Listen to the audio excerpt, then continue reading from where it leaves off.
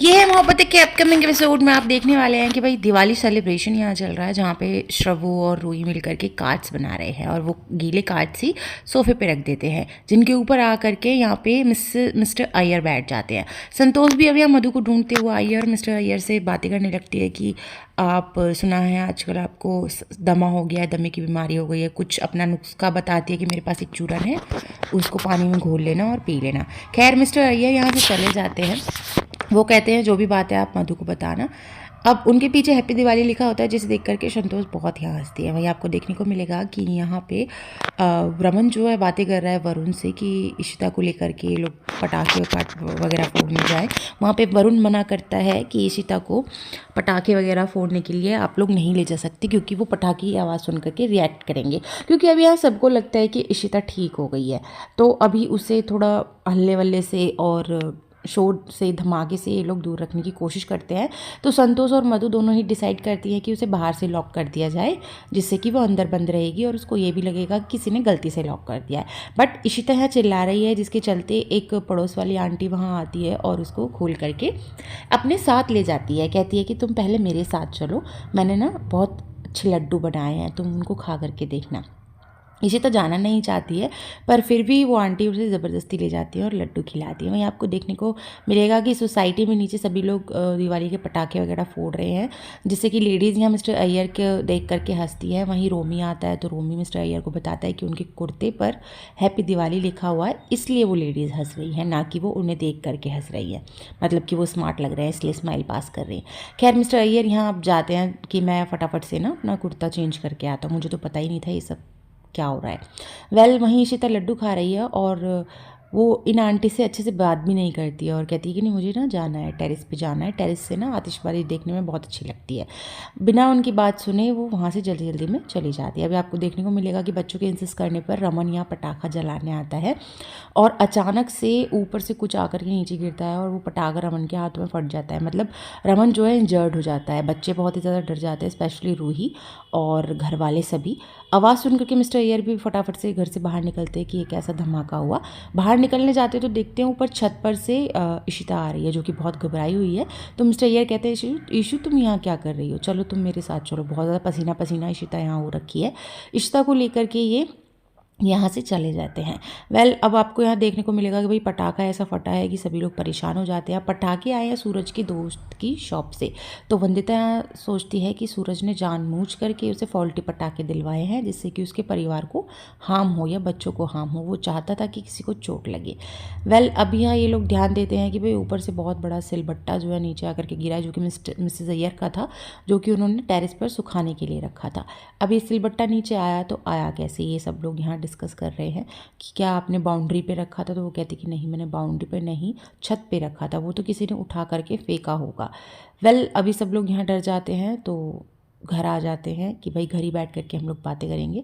घर आकर के देखते हैं तो भाई जो इनका अपार्टमेंट है उसका गेट खुला हुआ है। तो गेट खोला किसने है, सभी लोग इस बात पे डिस्कस कर रहे हैं कि मिस्टर अय्यर ऊपर से आते हैं, जो कि बताते हैं कि इशिता बहुत घबराई हुई थी, मैं उसे उसके कमरे में बंद करके आया हूँ। तो ये लोग वहाँ आपस में बात कर रही हैं कि आखिर किसने गेट खोला। और सभी लोग मतलब बेसिकली शक जो जाता है इशिता पे जाता है कि इशिता ने ऊपर टेरेस पे गई है, टेरेस पे जा करके वो बड़ा सा पत्थर जो सिलबट्टा है वो उठा करके उसने रमन के ऊपर गिरा है। बट रमन इस बात से डिनाई कर देता है कि इशिता ऐसा कभी नहीं कर सकती है।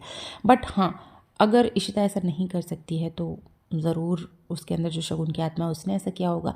वहीं वंदिता लेकर के चली जाती है बाला को अपने साथ में, कहती है कि हमें अशोक और सूरज के घर जाना होगा। वहीं अशोक को ये लेटर मतलब नोट मिला है, जिससे कि उसे कंफर्म हो चुका है कि इशिता के अंदर अभी भी शगुन है, शगुन ने अभी भी इशिता को नहीं छोड़ा है।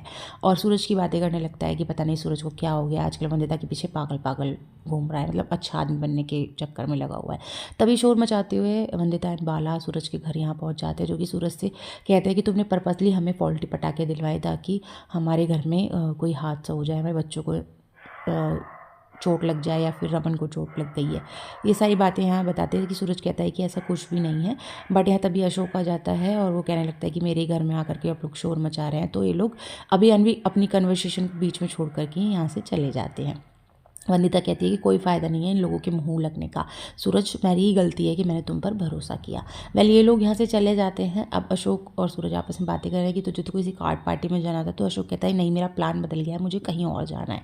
वेल अब यहाँ सूरज भी सोचने पर मजबूर है कि उसने तो सही पटाखे दिलाए थे, फिर ये पटाखे फॉल्टी कैसे हो गए। वहीं अभिषेक को बुलाया जाता है इंक्वायरी और छानबीन करने के लिए। तो अभिषेक बताता है कि पटाखे सही है, पटाखों के साथ, कुछ पटाखों के साथ छेड़खानी की गई है। तभी यहाँ सारिका होती है जो कि कहती है कि हाँ, मैंने इशिता भाभी को देखा था, कल बच्चों के रूम में गई थी और कुछ पटाखों के साथ उन्होंने छेड़खानी करी। मैंने पूछा तो बोली कि मैं बस चेक कर रही थी पटाखे, बट जब मैंने बैग खुल कर देखा तो कुछ पटाखों में से बारूद नीचे निकल रही थी।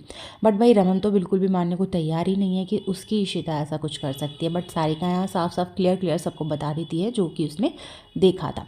वेल यहाँ पे रोमी भी सारिका को डांटता है कि तुम चुप हो जाओ, तुम बीच में मत बोलो। बट अभी सब लोग यहाँ जो है, सबका जो शक है वो इशिता पे जा रहा है कि भाई हमने टेरेस से उतरते हुए भी उसको देखा था नीचे। मिस्टर अय्यर कहते हैं कि मैंने तो खुद ने देखा है उसको नीचे उतरते हुए, और वो घबरा भी रही है। और वो सिलबट्टा जो है ऐसे तो नहीं उठेगा, क्योंकि उसे उठाने के लिए बहुत पावर चाहिए, क्योंकि वो बहुत भारी है। तो यहाँ पे सारिका कहती है कि अगर इशिता के अंदर शगुन है तो उसके पास डबल स्ट्रेंथ है, यानी कि डबल पावर है।